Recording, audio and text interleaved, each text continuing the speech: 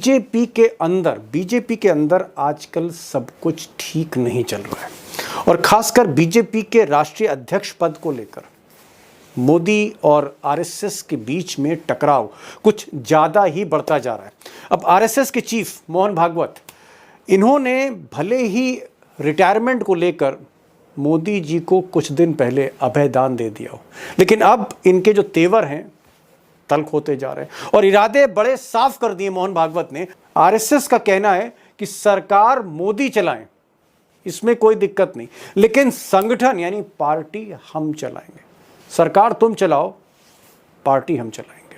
अब दोस्तों, कहा तो ये जा रहा था कि ये जो टकराव है मोहन भागवत और मोदी के बीच में, ये होली तक खत्म हो जाएगा, लेकिन होली गुजर गई। गुजर तो रक्षाबंधन भी गई, उसके बाद श्राद्ध भी गुजर गए, नवरात्रे आ गए, उसके बाद दशहरा है, फिर दिवाली है।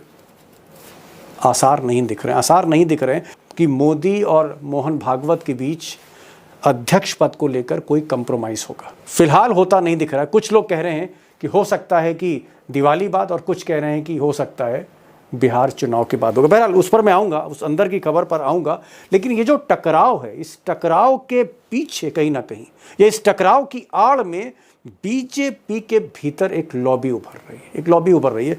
और इस लॉबी में आप कह सकते हैं नितिन गडकरी से लेकर वसुंधरा राजे तक और शिवराज सिंह चौहान से लेकर योगी आदित्यनाथ, ऐसे कई नेता हैं जो अब साफ तौर पर मोदी शाही गुजरात लॉबी के खिलाफ पार्टी के भीतर अंदर ही अंदर बोलने लग गए। अब सच्चाई ये भी है कि अगर बिहार नवंबर में, अगर बिहार मोदी के हाथ से निकलता है, शाह के हाथ से निकलता है, तो ये जो आपको लॉबी दिख रही है, शिवराज सिंह चौहान, नितिन गडकरी, वसुंधरा राजे, या फिर योगी आदित्यनाथ, या फिर रविशंकर प्रसाद, या फिर राजीव प्रताप रूडी, ऐसे कई नाम हैं। दक्षिण भारत में आप चले जाएं तो पूर्व कर्नाटक के मुख्यमंत्री येदुरप्पा भी हैं। ऐसे कई लोग हैं, एक लंबी लिस्ट है। अगर बिहार हाथ से निकला तो ये जो नाम मैं ले रहा हूँ, कहीं ना कहीं ये सुर तेज होंगे, मोदी के लिए मुसीबतें बढ़ेंगी, ये तय है। इसलिए मोदी के लिए बिहार जीतना सबसे बड़ी प्राथमिकता है। बहरहाल बिहार पर कभी फिर बात करेंगे, लेकिन मैं अध्यक्ष पद पर आ रहा हूँ कि अध्यक्ष को लेकर ये टकराव क्यों बढ़ता चला जा रहा है, इसमें कोई कंप्रोमाइज़ क्यों नहीं हो रहा है, इसमें कोई समझौता क्यों नहीं हो पा रहा है। ऐसा क्या है कि मोदी जी को मोहन भागवत के नाम कबूल नहीं है। अब दोस्तों, मोदी और शाह चाहते हैं कि भाई जो भी अध्यक्ष बने वो नड्डा जैसा हो। जैसे मोदी जी जब प्रधानमंत्री बने तो उन्होंने अपने नंबर 2 को ही अध्यक्ष बना दिया, अमित शाह को ही पार्टी अध्यक्ष बना दिया। अब नड्डा साहब हैं जो एक्सटेंशन पे चल रहे हैं, बल्कि एक्सटेंशन खत्म हो चुका है। मोदी चाहते हैं कि नड्डा जैसा ही कोई आदमी अब इस कुर्सी पर बैठे जो देश भर में बीजेपी को चलाए, संगठन को चलाए, पार्टी को चलाए, आरएसएस के साथ भी कोऑर्डिनेट करे, और हम सरकार चलाएं और पार्टी पर भी काबिज रहें।